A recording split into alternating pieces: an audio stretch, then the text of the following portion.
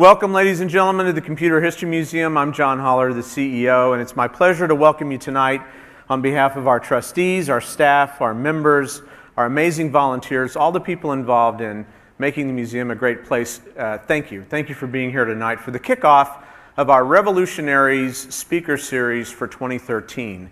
We have major funding for the Revolutionary Speaker Series from Intel. We're delighted to have Intel's support for the fourth year running now, and it's fantastic because it enables everything that we do to make these Revolutionaries programs possible. We also get additional funding from the William K. Bowes Foundation. I want to say a special thank you to Tesla for arranging to have a Model S here this evening. I hope you had a chance to see the Model S downstairs. We've been looking forward for years to an event when we could have the Motor Trend Car of the Year at the museum. And we have it here tonight, so thank you to Tesla. We asked SpaceX for a rocket.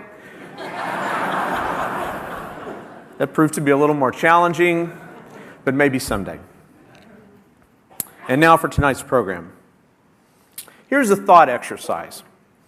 If you compiled a list of the 75 most influential people of the 20th century, who would be on your list? Or if you compiled perhaps a list of the 100 people who most affected the world in the 20th century, who would be on that list? Now, think of the same list that you might start compiling for the 21st century so far. And if all of that proves to be a little too much, I can offer some help. Elon Musk has been on every single one of those lists that has been compiled for the 20th century to date, no matter who seems to be drawing the lists up. Few scientists, entrepreneurs, or industrialists of the last century could stake a claim to a career as boldly ambitious as the one Elon Musk is fashioning now. Transforming a large measure of the world's commerce and payment systems as co-founder and chairman of PayPal in 1999 might be enough for anyone for one lifetime. But Elon Musk has gone on from there to pursue his passion for solving business, environmental, and scientific problems on a global scale. He may be best known for his work at Tesla, where he serves as CEO and head of product design. The path-breaking Tesla Roadster and now the Model S have changed almost all of the assumptions that the automotive world has made about what the styling, performance, and future of a new generation of electric cars might be. Simultaneously, he serves as chairman and principal shareholder of SolarCity, the nation's leading provider of solar power systems. But perhaps his most ambitious and intriguing work is taking place at SpaceX, where he is CEO and chief designer. SpaceX is erasing the boundaries between spaceflight and private enterprise. It has a multi-billion-dollar, multi-year agreement with NASA to be a workhorse for cargo flights to and from the International Space Station. And in 2015, that is the company's stated goal, it will begin manned spaceflight. What is the source of Elon Musk's revolutionary thinking? How has he been able to do what he's done with the investors he's attracted and the teams that he's built? Exploring these questions and more tonight with Elon is Alison Van Diggelen, who is a very notable and noteworthy journalist here in Silicon Valley, a contributor to KQED and the Huffington Post, and one of the best interviewers in the field through her series, Fresh Dialogues. We're delighted to have Alison here tonight. This is her first time on stage. She's going to be terrific, as will Elon. Please join me in welcoming Elon Musk and Alison Van Diggelen. So I'd like to start. You grew up in South Africa, right. And I heard a wonderful story of when you were 6 years old, and you started breaking the rules even then. So you were 6 years old, and you were invited by your cousin to a birthday party. But there were two problems with that. One, you were grounded.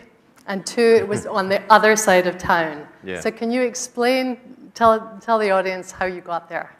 All right. Well, I mean, this was when I was 6, so the memories are a little fuzzy at this point. As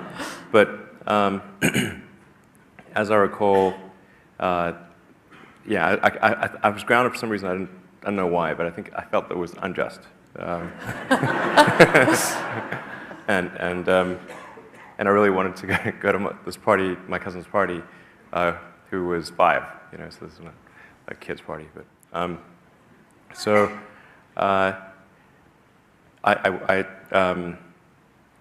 at first I was going to take my bike, but then, and I told my mom this, which was a mistake. Um, she told me some story about how you needed a license for a bike, and the police would stop me. So I wasn't 100% sure if that was true or not, but I thought I'd better walk just in case. So yeah, I sort of thought I knew the way, but it was clear across town. So I don't know, it was 10 or 12 miles away. It's really quite far, further than I realized actually. And so I just started walking to my cousin's house. I think it took me about 4 hours. And just as my mom was leaving that party with my brother and sister, she saw me walking down the road and freaked out. And then I saw she saw me, so I then sprinted to my cousin's house, and I was just about 2 blocks away, and then climbed a tree and refused to come down. Wow. So the first of many rule-breaking adventures guess, for Elon yeah. Musk. So by the time you were 12, you were already an entrepreneur and making a profit. I understand you earned $500 equivalent in Rand for creating a video game. Can you tell us about that and what the inspiration was? Yeah, sure. So when I was about 10, I walked into a computer store in South Africa and saw an actual computer. I previously had some early sort of precursors to the Atari system, and then I got the Atari system, which I'm sure a lot of people here have played. But then I saw you could actually have a computer where you could make your own games, and it was a Commodore VIC-20. So that was the first computer I bought, and then I got some books on how to teach yourself programming, and this was like the coolest thing I'd ever seen. So I was just like, this is super awesome. So I started programming games and then selling games in order to actually buy more games. So a bit of a circular thing. So and more games and better computers and that kind of thing. So, right. Yeah. So the money wasn't the end goal for you. It was more a means to an end. Yeah. I mean, basically, I'd spend money on better computers and Dungeons and Dragons modules and things like that. Nerdmaster 3000, basically. Right. Yeah. So I understand at that time you were heavily into comics.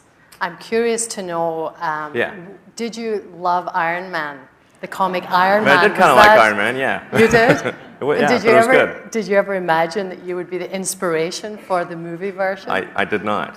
Yes. No, that was pretty much. I would say 0%. I would have said 0% chance.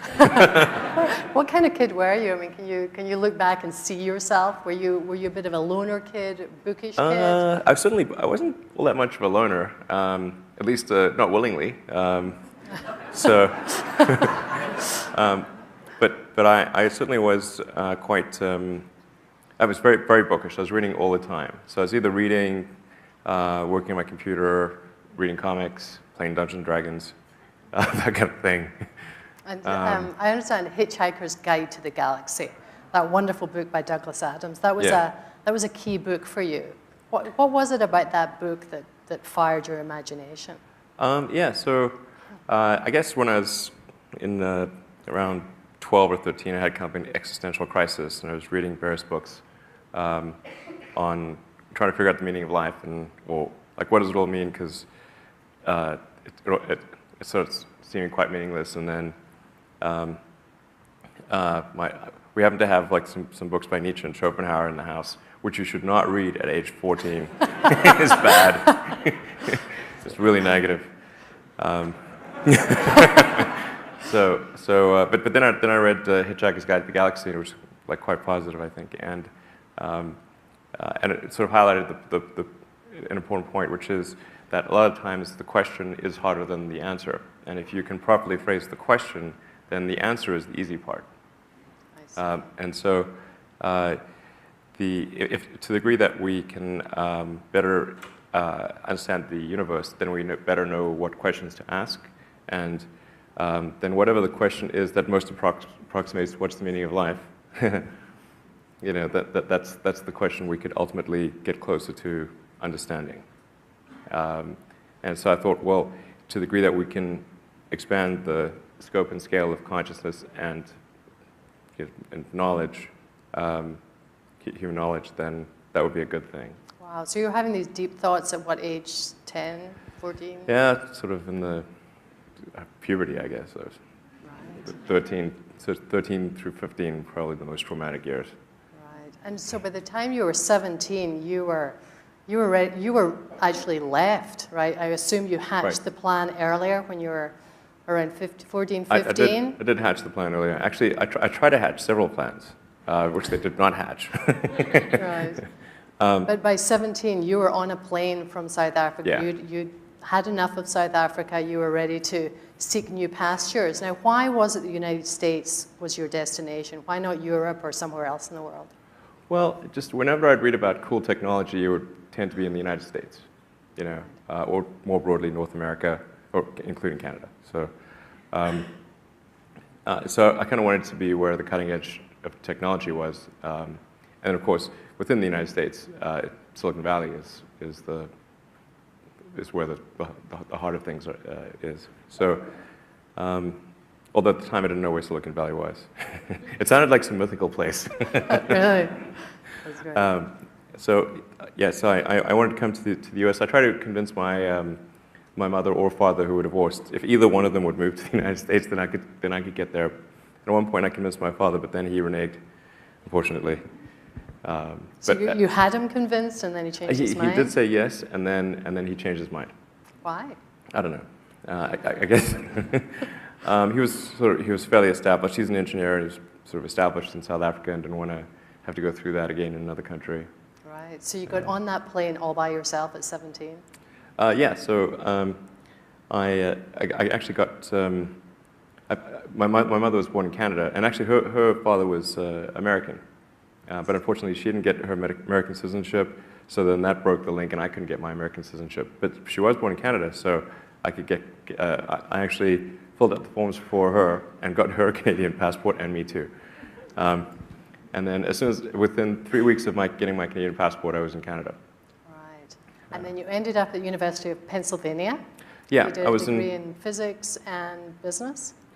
Yeah, so I was in Canada for a few years at Queen's University, got a scholarship to go down to University of Pennsylvania, because one of the downsides of coming to University in North America was that my parents said they would not pay for college if it was, or my father said he would not pay for college unless it was in South Africa. So, right. So it was either, so I could have free college in South Africa or find some way to pay it here, and fortunately I got a scholarship at UPenn. And so did business, dual undergraduate business and physics at UPenn Right. Wharton. And it was there that you came up with this idea of 3 main areas that you felt were most important to humanity. Can you describe how you came upon them? Was it just one day you had a flash of inspiration, these are the 3 areas that are important and I want to concentrate on? Or how did that inspiration come to you? No, I think I was thinking about it for a couple of years. And during sort of freshman and sophomore year at Queen's, and then also at UPenn. And I was trying to think what would most influence the future, what are the problems that we have to solve. And I actually talked a lot to friends and my housemates and that kind of thing, and dates, which was maybe not the best thing. So, yeah. Actually met a woman I dated briefly in college, who now works at Scientific American as a writer, and she related the anecdote that we went on a date. All I was talking about was electric cars. That was not a winning conversation. So it was a bit of a monologue, was it? Yeah, she said she said the first question I asked her was, "Do you ever think about electric cars?" She said, no, she never does. So you learn from that. That wasn't the best shut-up line. Wasn't great. That's But great. it has recently it's been more effective. There you go. I know this man. That's wonderful. Well, we'll get on to Tesla soon. But I want to go from University of Pennsylvania, you ended up in Silicon Valley, and you've described Silicon Valley as Darwinian. Can you talk about what it was? In the most positive sense, really. In the most positive sense. I mean, it's not. Can you elaborate on what that means and why it had to be Silicon Valley? What drew you to Silicon Valley?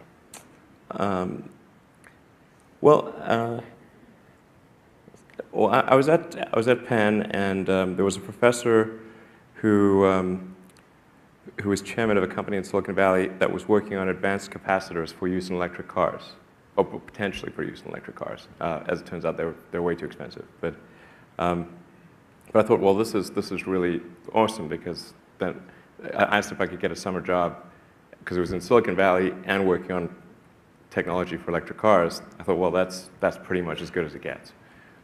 So I got a summer job here. It was in Los Gatos, actually, at Pinnacle Research, doing electrolytic ultracapacitors, which were, but they had the problem was that they used ruthenium tantalum oxide, and there was, I think, only a few tons of ruthenium mined in the world, so not very scalable. And they'd sell it to you by the sort of milligram. So, there's a problem. But it had a pretty high energy density. It's sort of roughly equivalent to a lead-acid battery, which for a capacitor is huge. But you ended up then, after that, at Stanford? Yeah, so then I thought, well, Stanford is in Silicon Valley, sort of epicenter, and so that's where I wanted to come. Either Stanford or Berkeley, and Stanford's sort of sunnier, so I like to... Sunnier, that's great. And I understand you were at Stanford University for a whole 2 days before you decided, no, it's time, I'm going to do my first startup. Yeah, I figured, well, so this was the summer of '95, and I've been working on some internet software. So, because the three things I thought would affect the world were the internet, sustainable energy, and space exploration, making life multiplanetary. So, but on the internet thing, I just couldn't figure out how to make enough money to feed myself. Because if I didn't make money, then I would run out of food and die. So that was not good. So basic needs, so, right? Yeah, literally. So whereas if I was a student, then I could be a teaching assistant and do various things and do research on electric vehicle technologies. That was my default plan. But then I also thought that if I did a PhD at Stanford, then I would spend several years watching the internet go through this incredibly rapid growth phase, and that would be really difficult to handle. It's like you really wanted to be doing something. So you saw the wave growing. Yeah, it sort of really seemed like things were going to take off. Although nobody had made any money on the internet at the time. In '95, there was really nobody was making any money on the internet. And in fact, even on Sand Hill Road, people were like, "What's the internet?" They were amazingly. When we tried to get funding for a company, and I think it was November or something of '95, there about October, November, more than half of the venture capitalists we met with did not know what the internet was and had not used it. That's amazing. Yeah, literally. I mean, they were literally asking, isn't that something that the government and universities use? I'm like, for now. but yeah. But then Netscape went public in late '95, I think it was, and then after that, even though a lot of venture capitalists still didn't understand it and still hadn't used it, somebody had made money on it, so now that... It was on the radar. Yeah, so when we went to get funding, the second time we tried to get funding, everyone was interested. Right, so this company was Zip2. That's right. And terrible name. Yeah, what was the reason for that name? Well, we were just incredibly stupid at the time, I think. That's the main reason for that name. And because we got some ad agency, because we thought, well, we don't know anything about names, so we'll get some ad agencies to suggest a bunch of options, and then Zip2 seemed kind of speedy. I don't know why the hell we chose that stupid name. And it has a digit in it. It's like, why would you pick it? Because it could be Zip-T-O, it could be Zip-T-W-O, it could be Zip-T-O-O. So people literally spelled the name every variation, which is bad if you go to URL and you don't have the other ones. So Zip2 started off as basically, like I said, we're trying to figure out how to make enough money to exist as a company, and so since there wasn't really any advertising money being made, we thought we could help existing companies get online, bring their stuff online. So we developed software that helped bring a lot of the newspapers and media companies online, because a lot of them just didn't. They also didn't know what the internet was. You had some big customers, didn't you? Yeah. Mm-hmm. And even the ones that were aware of the internet didn't have a software team, so they weren't very good at developing functionality. So we had, as investors and customers, the New York Times Company, Knight Ridder, Hearst, and so we were able to get them to pay us to develop software for them to bring them online, so online publishing stuff. And we did maps and directions and yellow pages and white pages and various other things. We developed quite sophisticated technology, actually, but it wasn't actually being employed super well by the media companies. Like we would suggest ways to use it, and then it would not be used as effectively as it could be. It was very frustrating. Right, but you did sell that company successfully to Compaq. Yeah. Right, and that allowed you to go on and create X.com. That's right. Yeah, exactly. So Compaq had AltaVista. So their thought was to combine AltaVista and a bunch of other technology companies and see if that would work, which it did not. But nonetheless, they were pretty nice guys and bought the company, and that gave me the capital to do another company. And I wanted to do another company in the internet because I thought we hadn't really reached the potential that we could have with Zip2. Because we had really sophisticated software. I mean, our software was sort of at least comparable to what Yahoo or Excite or others had. In fact, I thought in some ways it was better. So, but it wasn't, because it was all filtered through these partners, it wasn't getting properly used.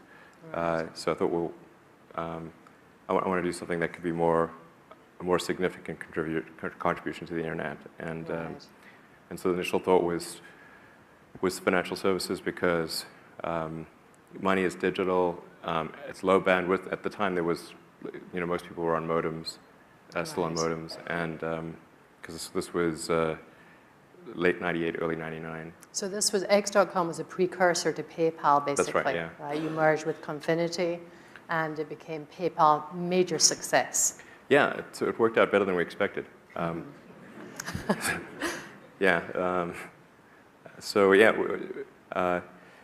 Confinity. So initially, Confinity and X.com started out from slightly different directions and then converged to the same point.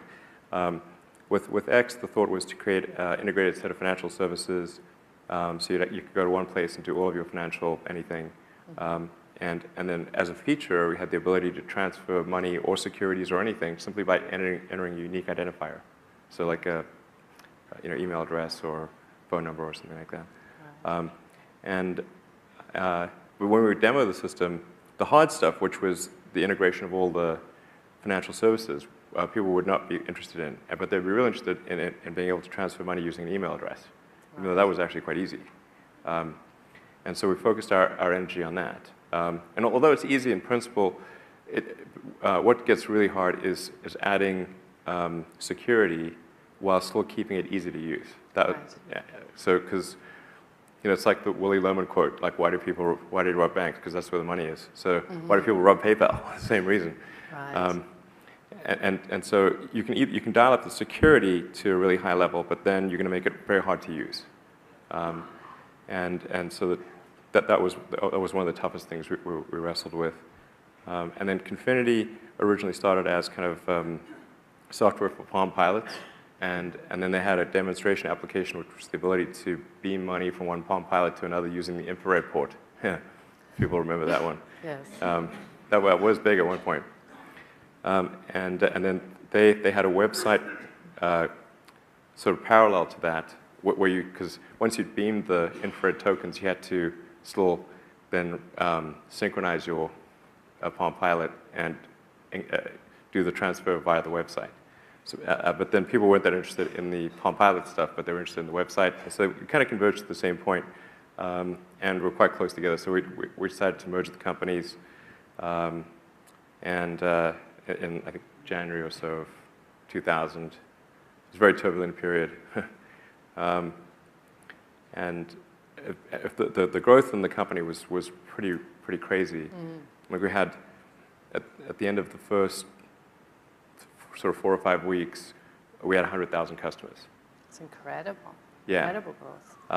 Did you anticipate that when you started out? Definitely did not. And it wasn't all good because we had some bugs in the software, and you know, even if the bug only occurs 1 in 1,000 times, it's still. Right, if you and you have 100,000 customers, you have 100 very angry customers. Like, where's my money? That would be, you know, a reasonable concern that people would have. And then we had customer service on University and Avenue in Palo Alto. There were 5 people. So when something went wrong, customer service phones would basically explode. Oh my goodness. So we had many challenges, and then the various financial regulatory agencies were trying to shut us down. Visa and MasterCard were trying to shut us down. eBay was trying to shut us down. FTC was trying to shut us down. There were a lot of battles there. Wow.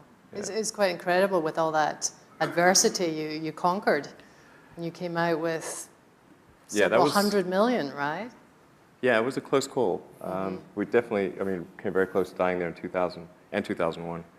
And what was the reason for that success? What would you put it down to in that case? How did you overcome? Well, I think we had a really talented group of people at PayPal, and a lot of those people have actually gone on to start many other companies. Yes. YouTube, LinkedIn, Yelp, Yammer. It's like quite a long list, actually. So for you personally, there you were with several 100 million. Were you not tempted just to go and buy an island? Not really. What was it that drove you? What I'm getting at, because I know you didn't, but sure. What I'm getting at is why were you so driven to jump into the next thing? Well, I was... Did you take any time off?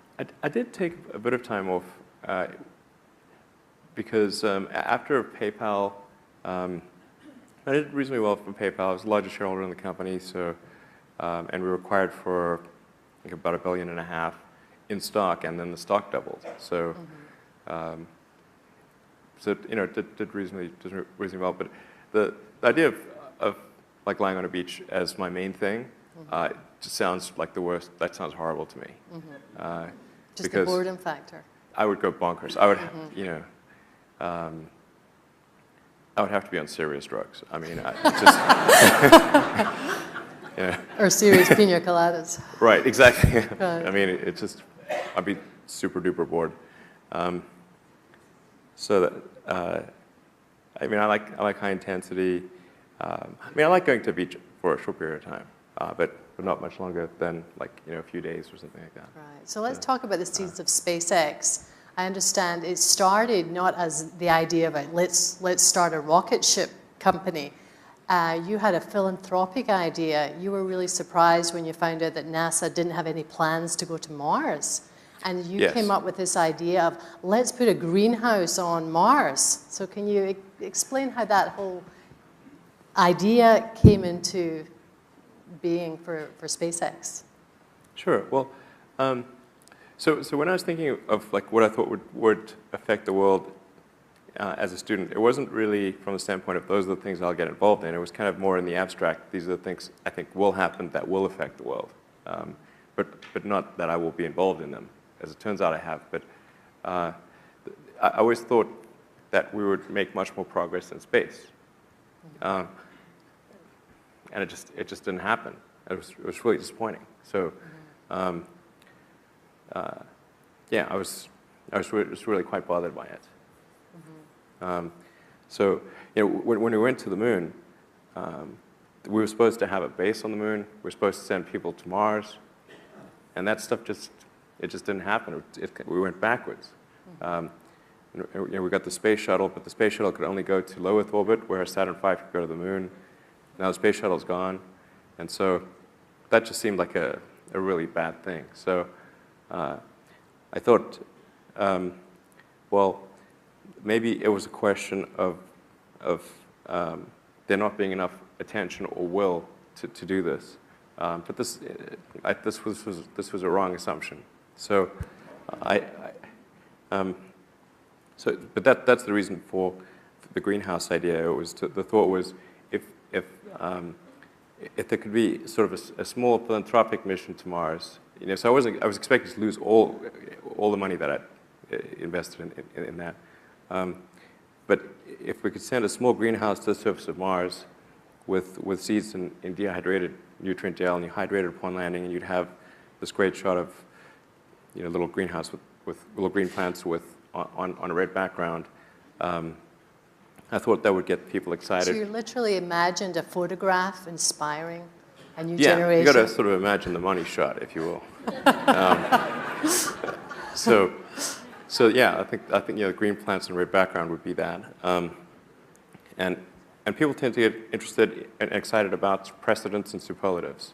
So this would be the furthest that life's ever traveled, the first life on Mars, as far as we know. And I thought, well, maybe that would result in a bigger budget for NASA, and then we could sort of resume the journey. Mm-hmm. That was the basic idea. And I spent several months on this, actually, and went to Russia 3 times, because I was able to figure out how to get the cost of the spacecraft low, and the communications, and the greenhouse and all that to a reasonable number. Reasonable meaning several $1 million. And did you actually physically draw out a greenhouse of how you imagined it? Yeah. Actually, I hope we've got that somewhere. That'd be amazing to see. Yeah. I mean, I'm sure it looks pretty goofy in retrospect, but that's the idea that we had, and it. I spent several $100,000 just kind of getting the design worked out and engaging some companies to come up with design specifications for the subsystems, but then it came to buying the rocket, and the problem was that the cost of rockets is really high, and the lowest cost rocket in the U.S. at the time was the Delta II, Boeing's Delta II, and that would have been about $50 million. Yeah, and then you'd still need to have like an upper stage for Mars, so probably $60 million all in. And that was, and I wanted to do 2 of these missions because I thought if I did just one and it didn't work, then that could have like the opposite effect. Well, like, look how dumb it is to try to send things to Mars. Look at all this money down the drain. Yeah, right? what an idiot. So I wanted to do 2, and I just didn't have enough money to do 2 complete missions. Right, so you had a budget of about $100 million, something like that. Well, I was hoping it would be less than that, but not more. Not more than that. But then, yeah, I guess roughly on that order is about the most I'd be. I couldn't spend much more than that. So the Russians didn't help you out? Yeah, I had three quite interesting trips to Russia to try to negotiate purchase of 2 Russian ICBMs. Yeah. And did they think you had evil intent? No, they just thought I was crazy. But I mean, that's not good either, if you're buying ICBMs. But minus the nuke. I mean, I think that would have been a lot more. So you didn't talk nukes to them? No, I didn't. I got the feeling that was on the table, which was very alarming. But yeah, those were very weird meetings with the Russian military and whatnot. I think they thought I was a bit crazy, but then they read about PayPal and said, okay, he was crazy, but he's got money. He did something right. Yeah, well, and more importantly, I could pay them. Right. Yes. So that's really. It was remarkably capitalist was my impression Of the Russians. Yeah. Right. I have heard that before. Yep. So tell me, what was the turning point from talking with the Russians and then deciding, okay, I'm going to do this. I'm going to set up a company. What was that turning point for you? Well, I guess I came to the conclusion that my initial premise was wrong. That in fact there's a great deal of will.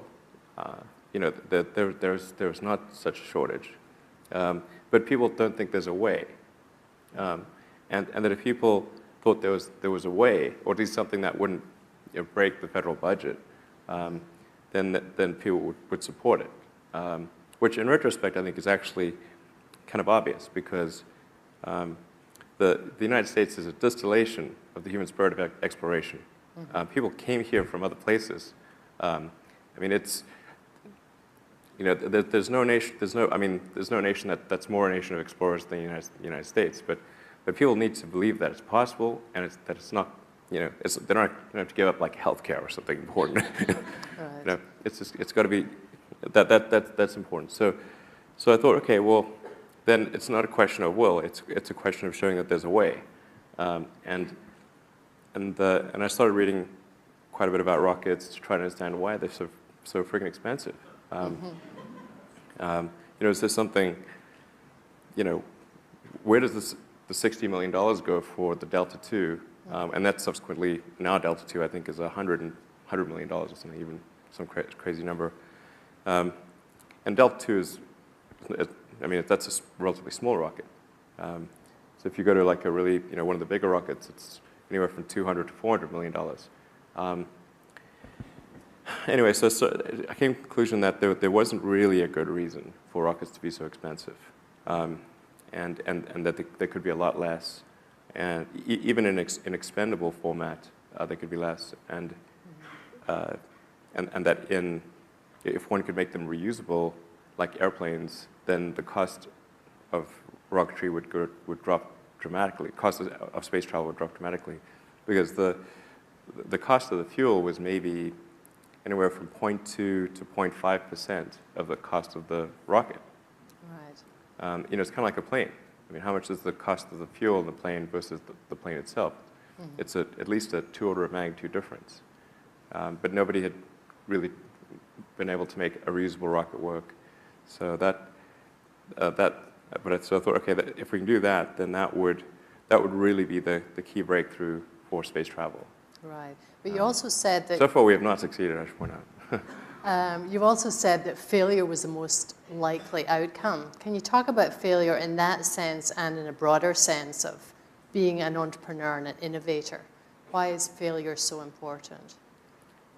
Well, I think failure is bad. I don't think it's good. But if something's important enough, then you do it even though the risk of failure is high. And so I think my advice, if somebody wants to start a company, is they should bear in mind that the most likely outcome is that it's not going to work. And they should reconcile themselves to that strong possibility. And they should only do it if they feel that they are really compelled to do it. Right. Because it's going to, the way starting a company works is like, usually in the very beginning it's kind of fun, and then it's really hellish for a number of years. You talked about chewing glass. Yeah, there's a friend of mine who's a successful entrepreneur, and started actually his career around the same time as I did, and he has a good phrase. His name's Bill Lee. He said, "Yeah, starting a company is like eating glass and staring into the abyss," and you agree with that? Generally true. Yeah. And if you don't eat the glass, you're not going to be successful. That's tough medicine. Yeah. Medicine. So let's move along. We're going to get down into innovation and motivation shortly, but I want to just go through your whole business career first. So shortly after founding SpaceX, you then got interested in electric vehicles, and I understand you watched the vigils for the death of the EV1 when they were all smashed. Talk about that and why you felt, even after founding SpaceX, I have to get involved with Tesla. Yeah, well, as I said, like my interest in electric vehicles goes back a long time to, goes back 20 Right, plus the years. dating scene. Yeah, Right. actually, exactly. And in fact, the original reason I came to Silicon Valley was to work on electric vehicle energy storage technology. Right. And I thought that that the big car companies would develop electric cars because obviously the right move.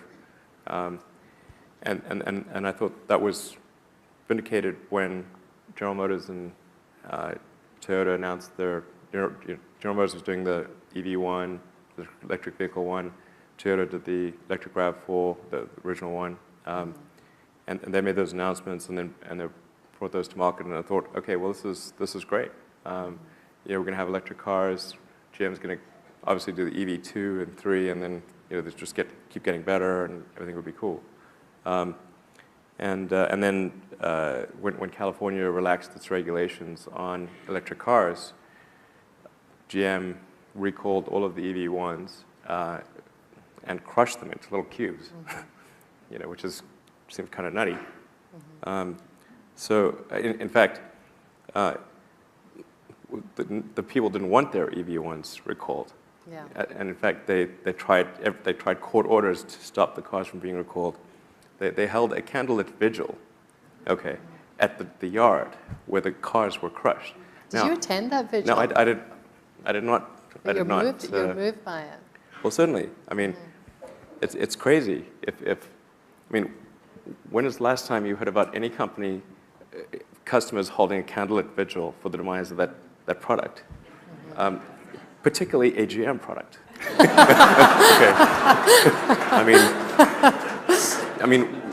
What bigger wake-up call do you need? It's like, hello, the customers are really upset about this. They would really prefer it if it didn't get recalled. So that kind of blew my mind. So it was like, wow, okay. And then we had the advent of lithium-ion batteries, which really helps it makes, that's one of the key things for making electric cars work. It's still nothing. And so in 2003, I actually had lunch with one of the other co-founders of the company, J.B. Straubel, who was actually working, I think, on like a hydrogen airplane or something.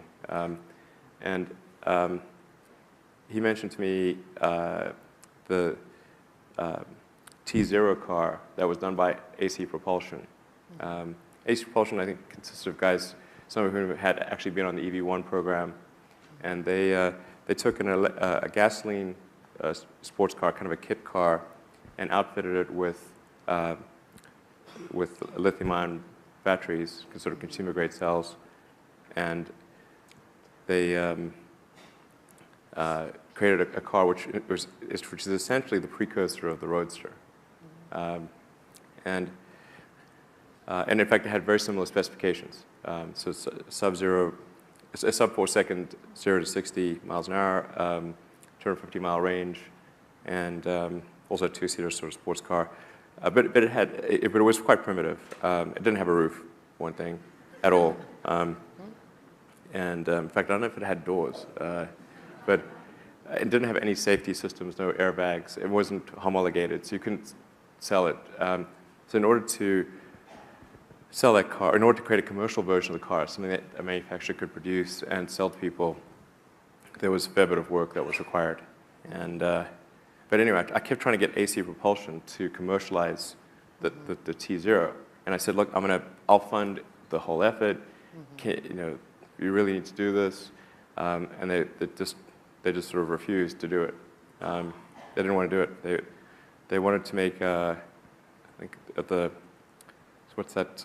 No, they want to make like an electric Scion, which in principle sounds good, except that it would have cost $75,000, and nobody wants to buy a $75,000 Scion. And the technology just was not ready. There was just no way to make a good value for money proposition. And with something like a Scion. What was it that compelled you to say, I have to be CEO here and lead this company? Why not say, I'll help you, JB, get this rolling? Well, I really didn't want to be CEO of two companies. I tried really hard not to be, actually. So anyway, so AC Propulsion finally said, okay, I actually told AC Propulsion, look, if you're not going to do this, I'm going to create a company to do this. And they said, well, there's some other guys who are also interested in doing that, and you guys should combine efforts and create a company. And that's basically how Tesla came together. And then we had like a lot of drama. And but I mean, I had since I was I provided like 95% of the money, so I could have been the CEO from day one, but I really, the idea of being CEO of two startups at the same time was not appealing, and shouldn't be appealing, by the way, if anyone's thinking that's a good idea. It's a really terrible idea. But then again, going back to your trajectory here, not only did you take on 2, you took on 3. You had an epiphany at Burning Man, I understand, and decided. You have to watch those epiphanies, Burning Man. Not necessarily what you should pursue. And you came up with the idea. Solar is kind of part of the whole sustainable energy thing. So. Sustainable energy, you have to have sustainable means of producing and consuming energy. And so even if you have electric cars, you have to have the other side of the equation. Say, how do you produce energy in a sustainable way? And I think solar is the obvious primary means of sustainable energy generation. In fact, the Earth is almost entirely solar powered today. The only reason we're not a frozen ice ball at sort of 3 degrees Kelvin is because of the sun. And the sun is responsible for all precipitation. It's responsible for the vast majority of the ecosystem, apart from sort of chemotrophs at the bottom of the ocean. So there's just a tiny amount of energy that people consume to power civilization. It's actually a very tiny amount of energy relative to the amount of energy that the sun sends in our general direction. And so in order to deal with that, we couldn't, in fact, power the entire world with solar power quite easily. This is maybe not super obvious to people. But so was that the epiphany you had at Burning Man? Was it a vision? vision? No, I knew that I knew that in college. But what was the key vision that came to you at Burning Man? We all want to imagine you there. Vision? No, it was more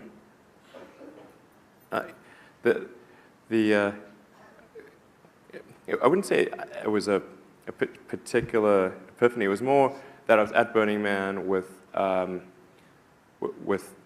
cousins, or 2 of my cousins, Lyndon and Peter. Lyndon and Peter Rive, who are awesome guys, and they were sort of trying to think, what should they do after their first startup. So they did a company called Everdream, which did large-scale management of computers. So if you've got like 60,000 computers, it's kind of hard to manage them. So they created software that enables companies to do that. Right. And that company actually got sold to Dell. So they were looking for a new venture and looking for your ideas? Well, I wouldn't say they were initially looking for my ideas, but I actually was trying to convince them that they should do solar. Because I just thought it was an area that needed people like them, who are really good entrepreneurs. So, and since I was like somewhat overcommitted, I thought, to say the least. Yeah, I thought, well, and I said, like, look, if you guys will do a solar company, I'll fund you, provide all the funding and whatever guidance I can, or help I can provide, I'd do that. And I thought it was really important that there be good entrepreneurs like them in solar, because it just wasn't doing very well as an industry. So, and I thought people were kind of focusing on they weren't focusing on the right problem. Everybody sort of thought that the panel was the problem, but actually it's not. It's a problem, but it's not the most important problem. The panel is somewhat commoditized at this point. So it's right. Making standard efficiency solar panels is about as hard as making drywall. It's really easy. In fact, I'd say drywall is probably harder. But what is a thorny problem is trying to figure out how to get solar on tens of thousands, eventually hundreds of thousands of rooftops. Right, the logistics part. Yeah, it's kind of like you got to re-roof millions of buildings. Right. And then figure out how the grid interconnects work, and then manage all those systems. Like, so if you've got hundreds of thousands or maybe millions of systems eventually, you've got to manage all these distributed systems. You have this really complex distributed utility, effectively, which I think actually plays to their strengths in creating, their price strength in creating really scalable software for managing, hundreds of thousands of computers in a distributed fashion. Right. And that's kind of what they did, and did an awesome job. It was just like I basically would show up at the board meetings to hear what's the good news this time. It's like really, we had like maybe a couple of bad news board meetings. Well, late 2008 there were some bad news board meetings, but for the most part, apart from a few times when the macroeconomic conditions were really terrible, they just did an amazing job with almost no help from me. So you've been able to leave it in their good hands. Yeah, it's, they deserve the vast majority of the credit for the success of that company. Awesome. So I'd like to move on to innovation and motivation. There's been a lot of talk lately about the fact that innovation is leveling off. We're not making the dramatic increases or improvements in innovation like we did when the plane was invented. Do you agree with that? And no, I don't agree with that. I don't think that's true. I think we've seen, well, and I'm not sure of what time period that is exactly, but we've seen huge improvements in the internet and new things. I mean, in recent years, Twitter and Facebook being pretty huge when people kind of thought the internet was done. I think that there are some of the things that we're doing, like electric cars are a new thing, I do think there's some pretty significant breakthroughs. I mean, in genomics, we're getting better and better at decoding genomes and being able to write genetics. I think that's going to be a huge, huge area. I think there's likely to be some breakthroughs in artificial intelligence. I suspect we will even see the flying car. all right. Is that going to be an Elon Musk production? No. You're going to let someone else do that? Yeah. I think someone else is doing that. All right. Okay, that's another conversation. Do you feel the government is standing in the way of innovation at all? Well, sometimes the government, I don't think the government intends to stand in the way of innovation, but sometimes it can overregulate industries to the point where innovation becomes very difficult. Right. I mean, the auto industry used to be a great hotbed of innovation at the beginning of the 20th century, but now there's so many regulations that are intended to protect consumers. I mean, the body of regulation for cars could like fill, this room. It's just crazy how much regulation there is, down to like what the headlamps are supposed to be like, and they even specify some of the elements of the user interface on the dashboard, and some of these are completely anachronistic, because they're relating back to the days when you had like a little light that would illuminate an image.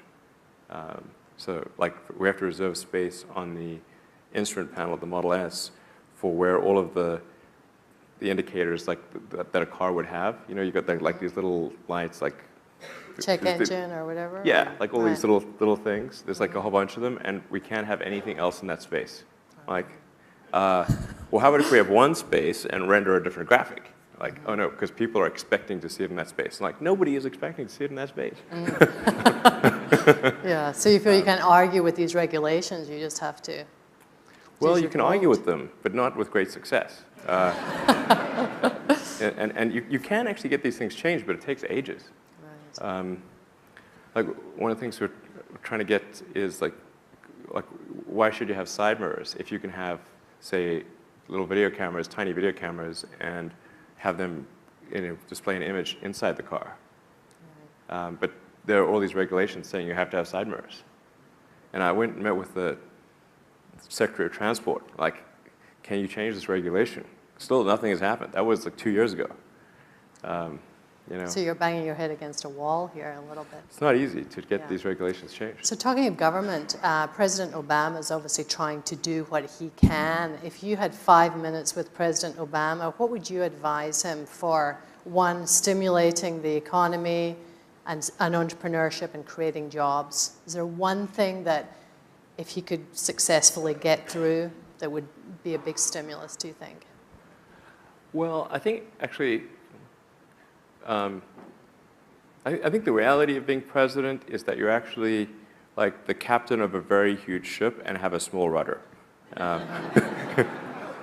Because obviously, if there was a button that a president could push that said economic prosperity, you'd be like, they're hitting that button real fast. Full steam ahead, You yeah. could measure the speed of light by how fast they press that button, because that's called like the re-election button. So I'm not sure how much a president can really do, but I think you know, I'm generally a fan of like minimal government interference in the economy. Like the government should be kind of like the referee, but not the player. And there shouldn't be too many referees. Right. There is an exception, which is when there's an unpriced externality, such as the CO2 capacity of the oceans and atmosphere. So when you have an unpriced externality, then the normal market mechanisms do not work, and then it's government's role to intervene in a way that's sensible. And the best way to intervene is to assign a proper price to whatever the common good is that's being consumed. And then So you're saying there should be a tax on gas? there should be a tax on carbon. You know, if the bad thing is carbon accumulation in the atmosphere, then there needs to be a tax on that. And then we can, that will, and then you can get rid of all subsidies and everything else. And it seems like logical that you should tax things that are most likely to be bad rather than, you know, like that's why we tax cigarettes and alcohol. Because those are probably bad for you. Certainly cigarettes are.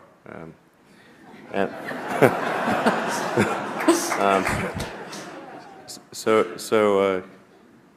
you want to err on the side of taxing things that are probably bad and not tax things that are good. And so I think, given that there is a need to gather tax for the, to pay for the federal government, we should shift the tax burden to bad things, and then adjust that tax of that bad thing according to whatever's going to result in the behavior that we think is beneficial for the future.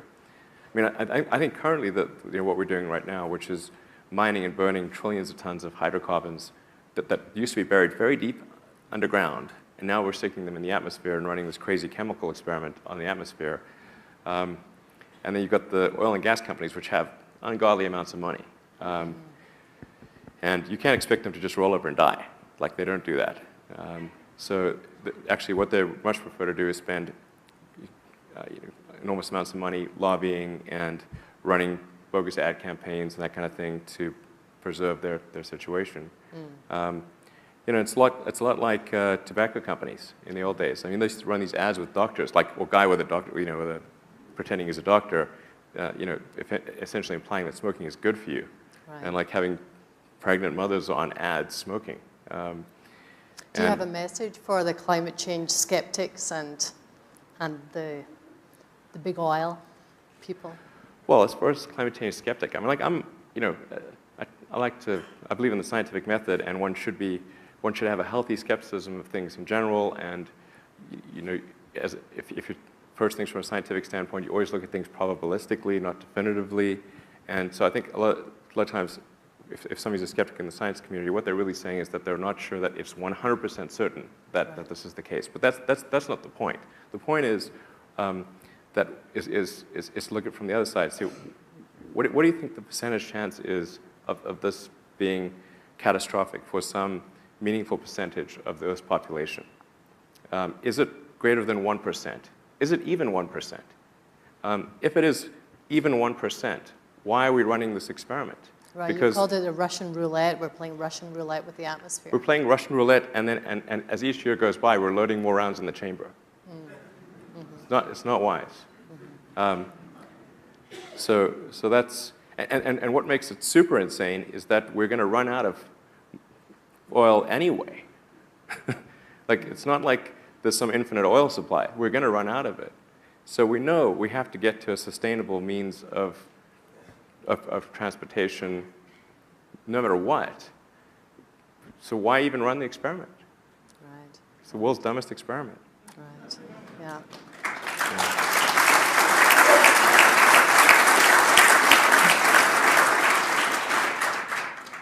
So let's move on to focus on Silicon Valley. Steve Jobs was and is a wonderful Silicon Valley icon. Is he someone that you've admired, and what have you learned from Steve's life and work? Well, he's certainly someone I've admired. Although I did try to talk to him once at a party, and he was super rude to me. But I don't think it was me. I think it was sort of, off the course. I think you weren't the first. Yeah, not the first. No. It was, yeah, and I was actually there with, like, Larry Page is an old friend of mine. I've known Larry since before he got venture funding for Google, and Larry was the guy that introduced me to Steve Jobs. So it's not as like I'm going like and tugging on his coat, like, please talk to me. But so I was introduced by Larry Page. It's not bad. So, I mean, he obviously was an incredible guy and made fantastic products. And I don't know, there was like a certain the guy had a certain magic about him. Just sort of that was really inspiring. So, I mean, I think that's really great. Is there that magic that you try and emulate? No, I think Steve Jobs is way cooler than I am. So. Okay. So I'd like to get inside your head a little bit about, when you come up with an idea, do you doodle it, on a pad of paper, or do you get your iPad out and take notes? I mean, when you come up with something new, a new rocket design or whatever it is, how does that manifest itself? Could we see you being creative? I mean, it's somewhat cliched, but it happens a lot in the shower. I don't know what it is about showers or... Yeah, exactly. Get the camera. Like, yay. No, I mean, I just, no, I do. I just kind of stand there in the shower. So you have long showers? I do, actually, create yeah. less. Long showers. Sounds wrong. But, yeah, I do. So there's no and of iPad course, in the not shower, to mention right? the Burning Man epiphanies. Right. Those are huge. So, yeah, I think that's, yeah.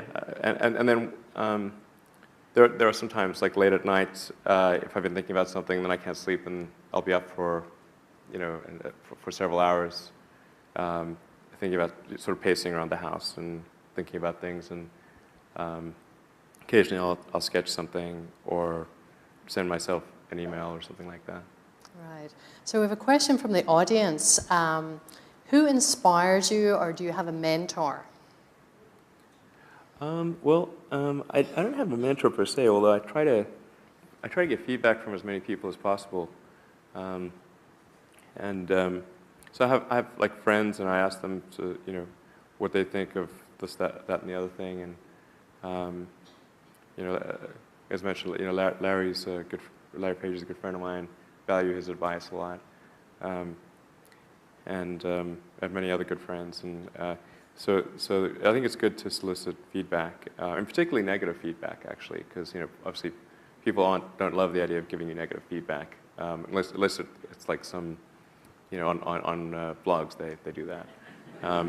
Yeah, how do you deal with negative feedback? Because you got some tough criticism, especially with SpaceX. You had incumbents like Neil Armstrong even speaking out and saying, this is wrong. We don't want commercial companies in space. It's not a place for commerce. So how did you deal with that? And how do you deal with naysayers in general? Because you've had a lot.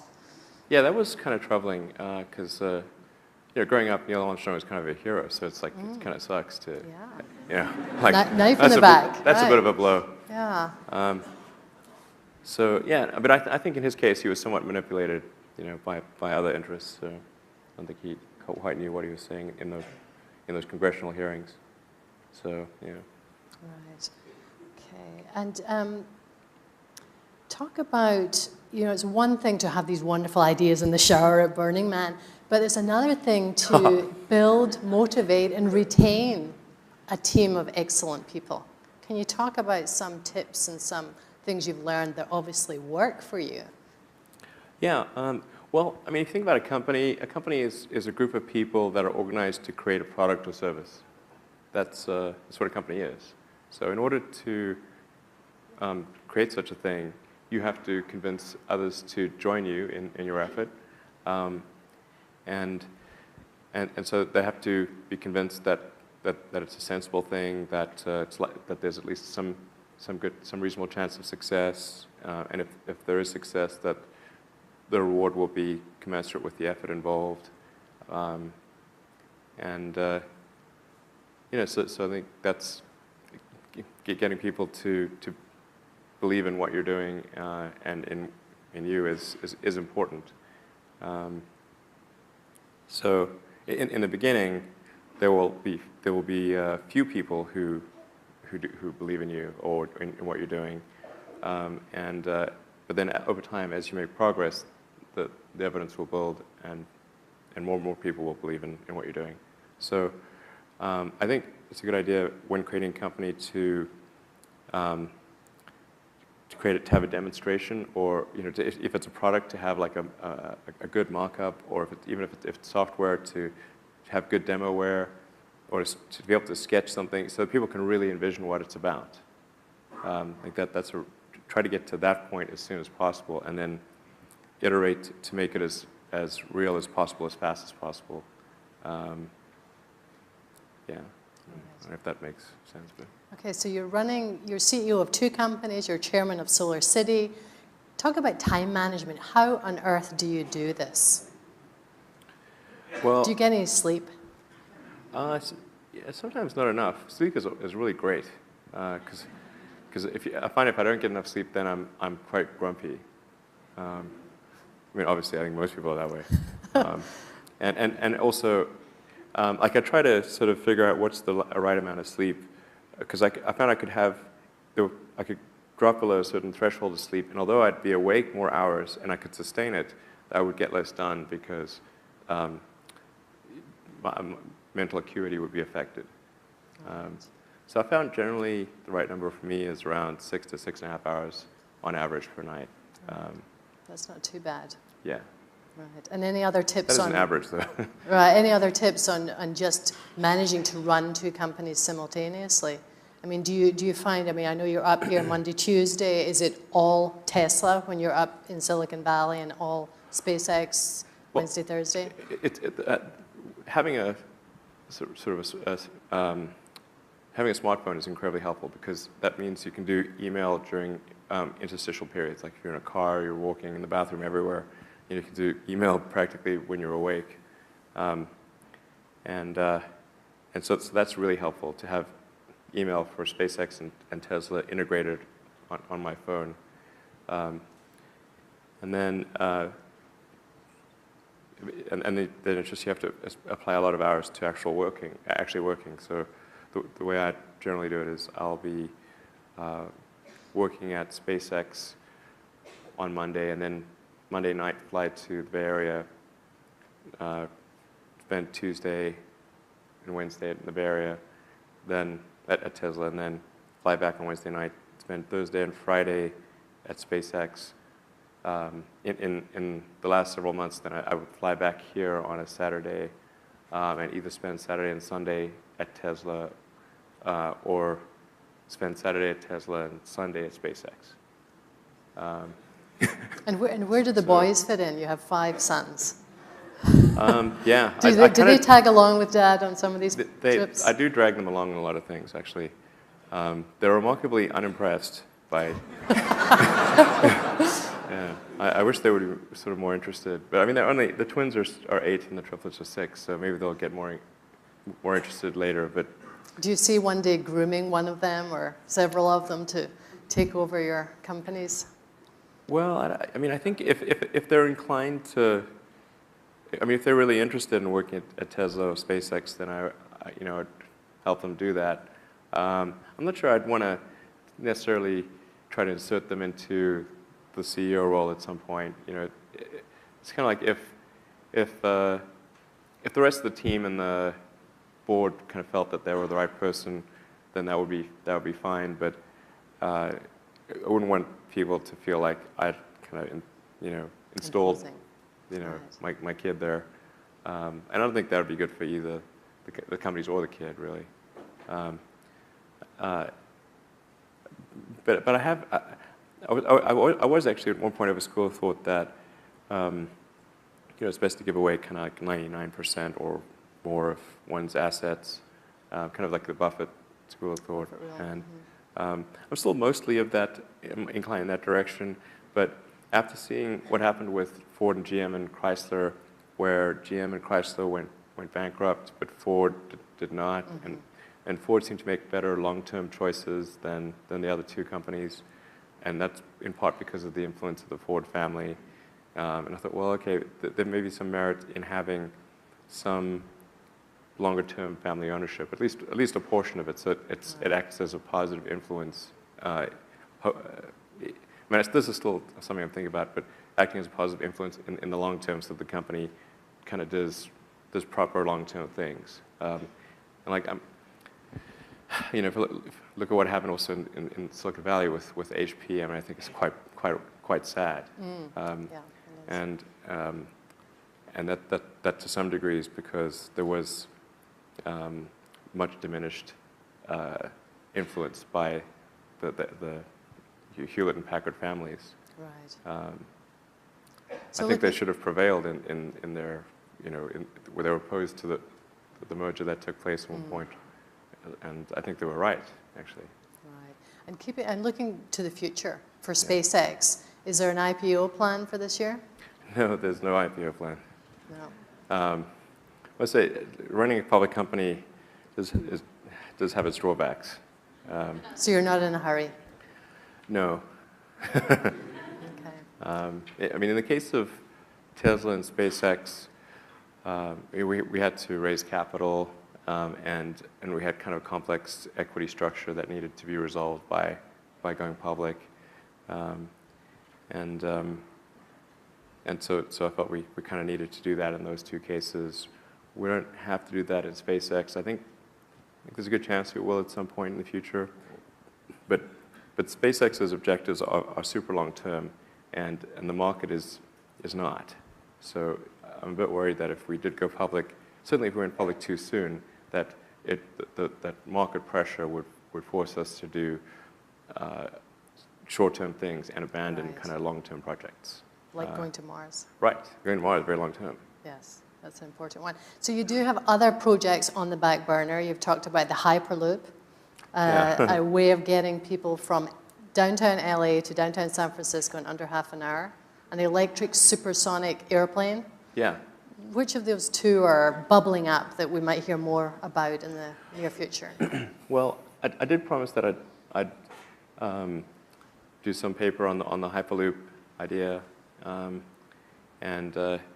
things got a little hectic towards the end of last year because I'd committed to make these milestones at Tesla to the public markets, and I had to stay true to that obligation, which required just an insane level of work and attention. And then we also had the Solar City IPO, which was a very difficult IPO to get done. And that IPO occurred just by the skin of its teeth. I mean, it was such a tough one. Were you just determined it had to be in December? Well, if it wasn't in December, it would mean pushing it out, quite a bit. And the problem is that we'd already pushed it out quite a bit. So if we didn't go public, we'd have to do a private round, and then and it just the whole thing wouldn't feel right. It's like you're sitting at the at the altar, and you don't do the wedding. It's like it's a bit awkward. To say the least. Yeah. Yeah. So we really needed to do it, and I think if we hadn't done it, people would have looked at it as a failure, and it wouldn't have been good. Because there's just been too many failures in the solar, or not enough success, let's say, in the solar arena. Right. There needed to be we need to chalk up the success in the Yeah, it arena. was a rare piece of sunshine for the solar Right, industry last exactly. year, that's for sure. Ironically, for a solar industry, does not have a lot of that. So. Yes. So it's time, unfortunately, for the last question. You've come a long way since you were that 6-year-old little boy breaking the rules. You turned 42 this year. Right. What is on the cards? Where do you see yourself in 10 years' time, 20 years' time, 40 years' time? Because you famously said you want to die on Mars, just not on impact. Right. Exactly. Tell us about that dream. Yeah. Well, I actually was asked by a journalist, do you want to die on Mars? And I said yes. And I was like, but wait, not on impact. Yeah, just to be clear. That's one of the possibilities. Yeah. So I guess I mean I'd like to be able to go to Mars while I'm still able to manage the journey reasonably well. So I think I don't want to be like 75 and go to Mars. You don't want to take your Zimmer frame with you. Right. It could be, at least in the beginning, could be, mildly arduous. So, I'd like to get there. I don't know. I mean, ideally in my 50s, that would be kind of cool. So you see that happening in the next? Well, I mean, I aspire to make that happen, and I can see the potential for that happening, and I'm not saying it will happen, but I think it can happen. I'll try to make it happen. Great. Ladies and gentlemen, Elon Musk.